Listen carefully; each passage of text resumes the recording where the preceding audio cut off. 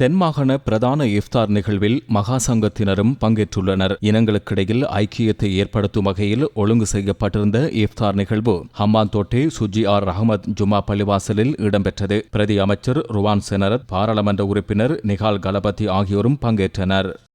அம்பாறை மாவட்ட அனர்த்த முகாமைத்துவ மத்திய நிலையத்தின் பிரதி பணிப்பாளர் MACM ரியாஸ் தலைமையில் இஃப்தார் நிகழ்வொன்று ஒழுங்கு செய்யப்பட்டிருந்தது. அம்பாறை மாவட்ட அரசாங்க அதிபர் சிந்தக்க அபய விக்ரம உள்ளிட்ட பலர் கலந்து கொண்டனர். மார்க்க சொற்பொழிவும் துவா பிரார்த்தனையும் மௌலவி ரம்சின் காரியப்பரினால் நிகழ்த்தப்பட்டது. மட்டக்களப்பு மாவட்ட செயலகத்தினால் ஏற்பாடு செய்யப்பட்ட இஃப்தார் நிகழ்வு பழைய மாவட்ட செயலகத்தின் மாநாட்டு மண்டபத்தில் நடைபெற்றது. சகோதரத்துவத்தையும் அன்பையும் பாசத்தையும் வெளிப்படுத்தும் வகையில் இடம்பெற்றதுடன் நோன்பின் மகத்துவம் தொடர்பிலான தெளிவூட்டல்களும் வழங்கப்பட்டன.